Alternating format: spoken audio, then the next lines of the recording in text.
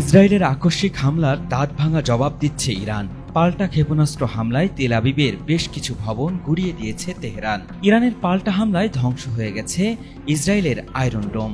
এমন পরিস্থিতিতে ইরানি হামলার ভয়ে পালিয়ে যাচ্ছে তেল আবিবের বাসিন্দারা। আর যারা পালাতে পারছে না তারা মাটির নিচে বাংকারে আশ্রয় নিচ্ছে, এমন খবরই প্রকাশিত হয়েছে বেশ কিছু গণমাধ্যমে। ইরানি ক্ষেপণাস্ত্রের মুহুর্মুহু আঘাতের কারণে ইসরায়েলের বেশিরভাগ বাসিন্দাকেই আশ্রয় নিতে হয়েছে আশ্রয় কেন্দ্রে। পরিস্থিতি মোকাবেলায় খাবার, পানি ও শুকনো খাবার মজুত করতেও দেখা গেছে দেশটির বাসিন্দাদের। অথচ ইরানে হামলা চালানোর আগে এমনটি কল্পনাও করেনি দেশটির প্রধানমন্ত্রী বেনিয়ামিন নেতানিয়াহু। এখন পরিস্থিতি এতটাই জটিল রূপ নিয়েছে যে শেষ পর্যন্ত নেতানিয়াহুকে সোমবার হতে যাওয়া ছেলের বিয়ের দিনক্ষণও পেছাতে হয়েছে। এমন পরিস্থিতিতে ইরানের হামলার ভয়ে হতবিহ্বল ও ভীত হয়ে পড়েছেন ইসরায়েলিরা।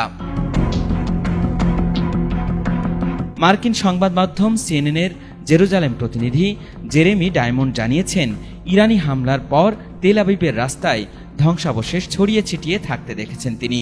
সেখানে উদ্ধারকারী ও সামরিক কর্মীরা ধ্বংসস্তূপের মধ্যে তল্লাশি চালাচ্ছিলেন। তিনি জানান, এমন দৃশ্য দেখে মনে হয়েছে 4টি ব্যালিস্টিক ক্ষেপণাস্ত্রের আঘাতে এমন পরিস্থিতি তৈরি হয়েছে। ইসরায়েলের এক নারী সিএনএনকে জানিয়েছেন, তিনি তার বাড়ির ভূগর্ভস্থ বেসমেন্টে আশ্রয় নিয়েছিলেন এবং সেখান থেকেই হামলার তীব্রতা অনুভব করেছেন। তিনি ডায়মন্ডকে বলেন, আমরা খুব সাবধানে বেরিয়ে এসেছিলাম কারণ আমরা ভীত ছিলাম। তিনি আরও যোগ করেন, আমরা যখন হাঁটছিলাম তখন ভবনগুলো ধসে পড়ছিল আমাদের চোখের সামনেই।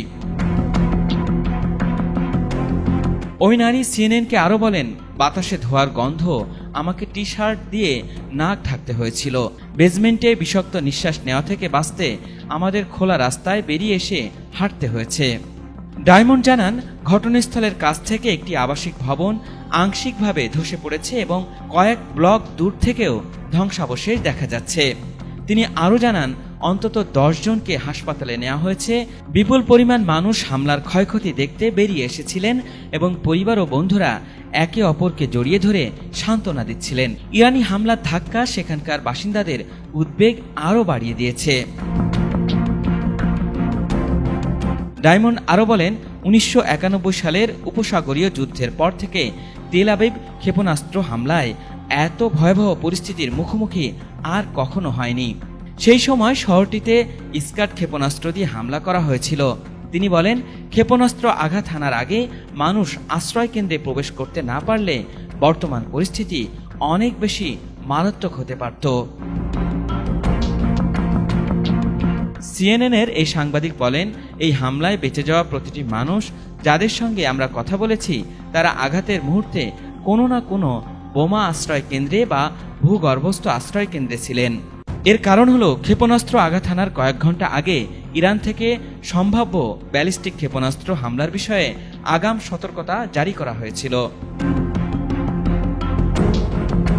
আল ইমরান, ATN বাংলা।